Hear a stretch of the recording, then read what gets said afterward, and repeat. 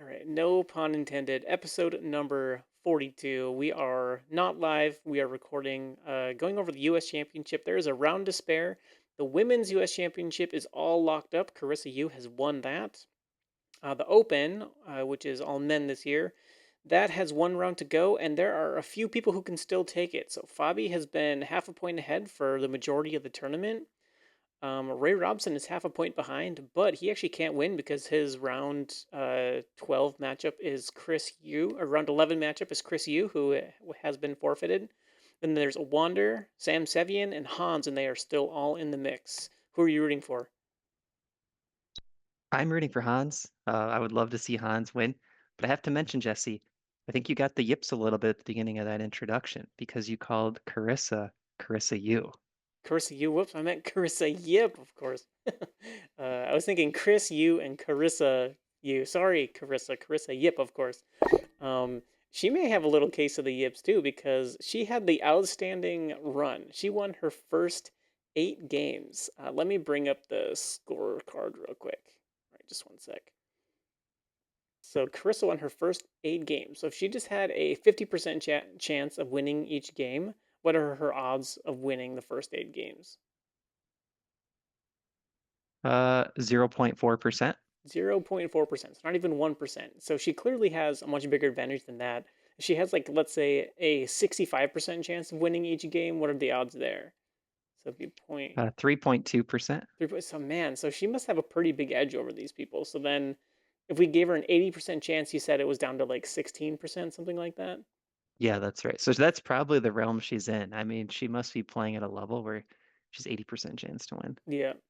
And she has locked it up. So she won her first 8 games. And actually, I didn't know this, but around like round 6 or 7, they started talking about the Bobby Fischer bonus prize, where if you go a perfect score like only Bobby Fischer has, you get a bonus 64,000, which is pretty cool. And honestly, it was looking like she was gonna do it because she was just crushing the field. And it seems like every game she just put pressure on the board and on the clock, and she just kind of looked unbeatable. But she ended up dropping a game to Alice Lee in round 9, and that broke the whole streak. And then she also just lost today against Megan Lee as well. So I guess the Lees have her number. So she lost today, Megan Lee. I guess she was okay. She had a pretty good position around here, playing white, but eventually gave it away. They were showing a pretty cool line in the game. All right, so she was already in a pretty bad position here, and she made a really bad move, rook over, and this just allows the bishop skewer. So plays the skewer, and she goes for a tricky line here because she doesn't. She could obviously just like move the queen back and then capture, and she just down in exchange. But she goes for a tricky maneuver here. It doesn't quite work, as you'll see, but it's here, check. And the commentators were saying, oh, Alice or Megan Lee should just take the knight, take back. But this is still winning because we have this move at the end, and this bishop is falling. And then we have Wow. a rook and 2 pieces versus the queen. And also, this king is basically mated. But that's not actually what happened in the game. So goes back here, take, and Matt, can you find the mate in 6 on the board? I mean, rook takes bishop is very tempting with the queen flying in.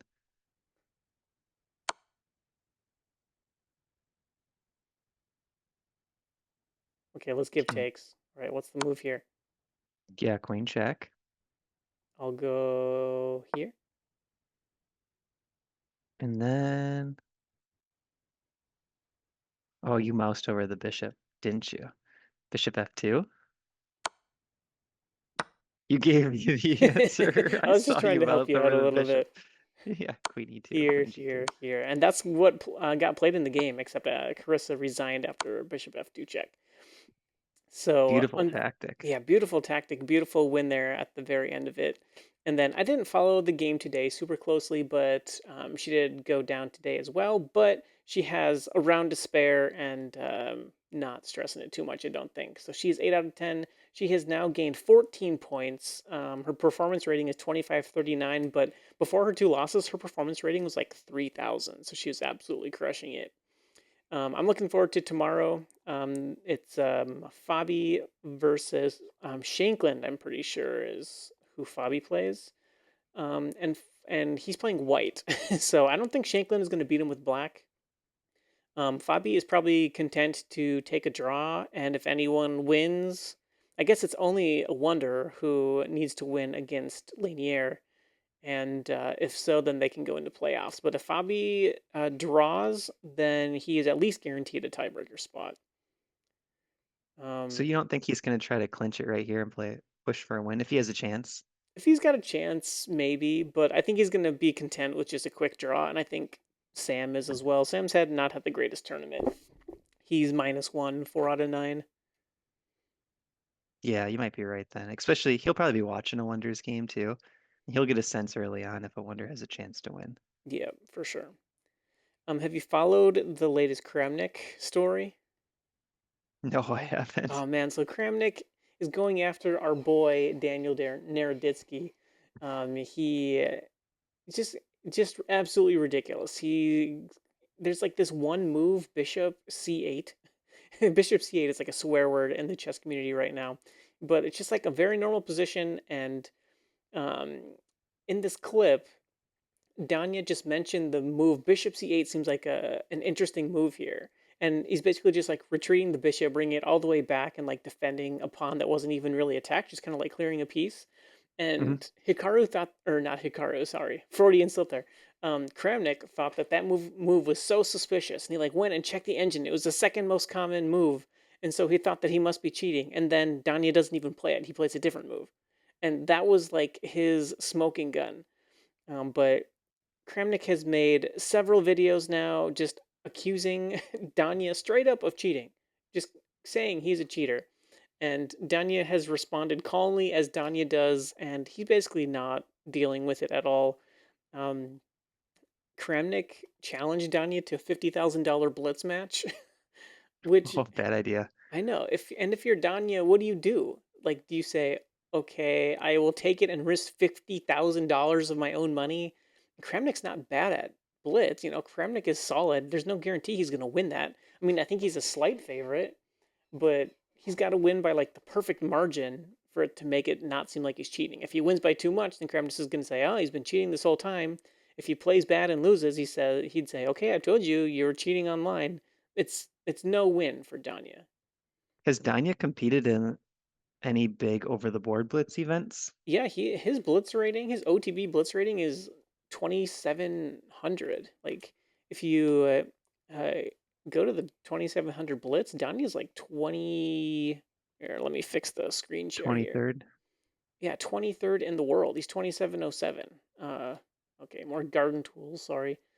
If we go here, chess.com international tournament, he played well. But I think he beat all kinds of really strong players in this. I think he beat, yeah, so here's what I'm thinking of. He beat Levon, he beat Ray, Darius, okay, lost to Fabi. But yeah, really strong results here. Um, this is all blitz, so he's for sure a solid blitz player. There's no doubt about it. But Kramnik just goes after our boy. I've been defending him on Twitter. He did a really long podcast with Must Reader. I don't know how Must Reader gets these people booked. It's unfair, but Danya, if you're listening, come on the podcast. We'd love to have you. Um, so yeah, that was an interesting podcast. We will link that in the description. We'll link some of this garbage in the description just so you guys can kind of get caught up with it.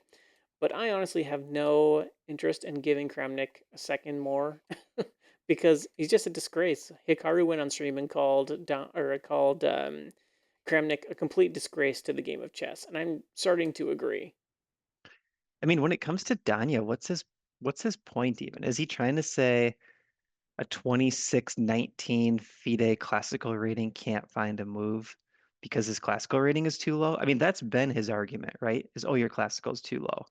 Yeah, But if you've proven yourself in Blitz for so long, like a Hikaru or a Danya, I mean, you can see them playing over the board. That's why I was wondering about these OTB results. So it's like you see him playing this high OTB. I don't know. Like I don't understand what Lad's point even is because anyone on any given Sunday can find a good chess move, right? Yeah. Like they're all possible.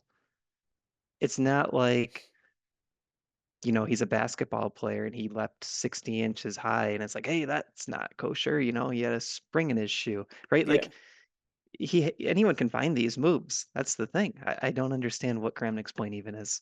Yeah, for sure. I've had some games on chess.com recently where they're like impeccable, very good games. I think I sent you once, like, this is one of my cleanest games ever. And like sometimes you're just in the zone. Sometimes you just find the right moves. Sometimes Danya, being one of the best blitz players in the game, finds a move that looks unintuitive to someone else, and it's a really good move. Like that's how GMs win these games. They find the move that you don't see. Um, Exactly. And so yes, that is very annoying. Um, all right, should we go and try to beat? Should we try to beat Naka, Faruja, and Magnus? yes, let's see it. Okay, let me set the scene a little bit. There was this video I sent Jesse today. It was Ali Reza, Hikaru, and Magnus doing a speed test and a memory test. This was a chess.com YouTube video. And I won't spoil the results. I'll let Jesse show it, but we were thinking we should have Jesse, a former Android engineer and a mind games company, see if he can beat the scores of these top super GMs. All right, let's try it. So I do have the scores up here, so I'll show these again in a bit. But Hikaru in Go Precision 349, Alireza 457, Magnus 493, and a lower score is better here. That's basically like how much time it takes you to click the bubble. So let's go to this. Go.chess.com/precision. Okay, I am going to share that.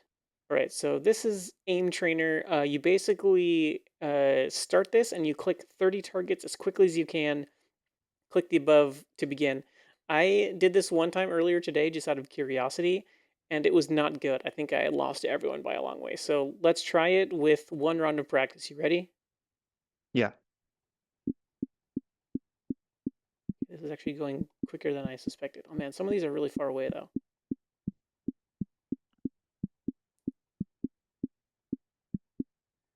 Sorry for audio only listeners. Jesse's clicking Ah, around the screen. 498. Okay, so I would have lost to Magnus by 5,000th of a second. Ali Reza got 457. Hikaru got 349, so quite a bit faster. Okay, Um, I'm not going to try that one again. That was tough. This one, these tests, by the way, are from humanbenchmark.com. Wait, Um, try one more. Try one more. You can beat Magnus. You can beat okay, Magnus. okay, I'll try You one got more to beat this. beat It was Magnus. so Okay, close. I gotta get 5 milliseconds lower to beat Magnus. I'm pretty sure the first time I did this, by the way, I got over 500. So Okay. we'll see. We'll And see. All right, round two. Here we go. Ah. Oh man, there's no way this is gonna beat him though.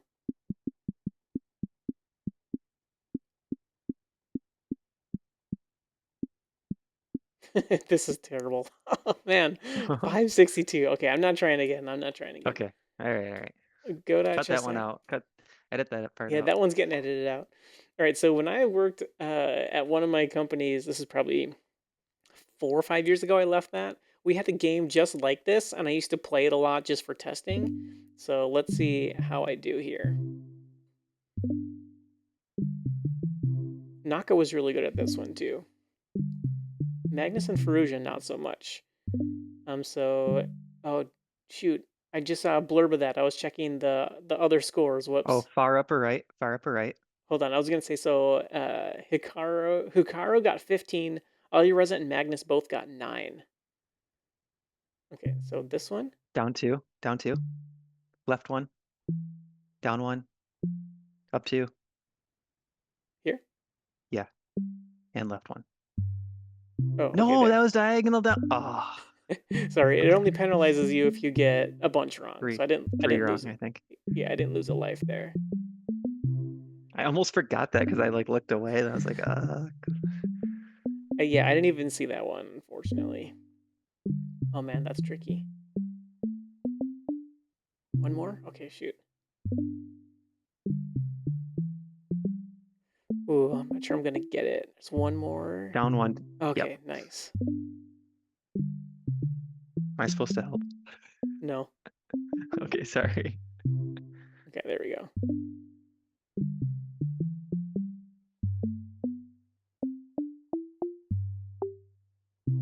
Oof. So it's almost like the way I do it is that I kind of get it like the white seared into my brain if I don't move my eyes. You know what I mean? Because when they flip back, it still almost looks a little different color for a second to me. Do you get that? I just try to memorize the shapes. Ah, okay, lost one.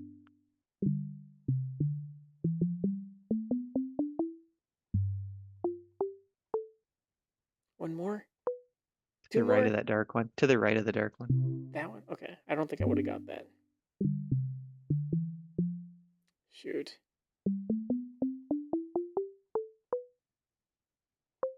Ah, another One one? one to the right of that last one you did. Yep. Wow. Impressive.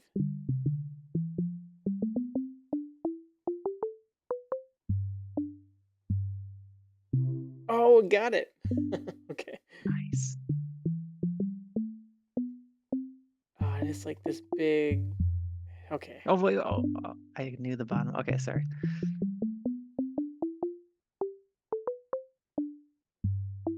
Oh, there's another one. Oh, got it. 16. Wow. Wow.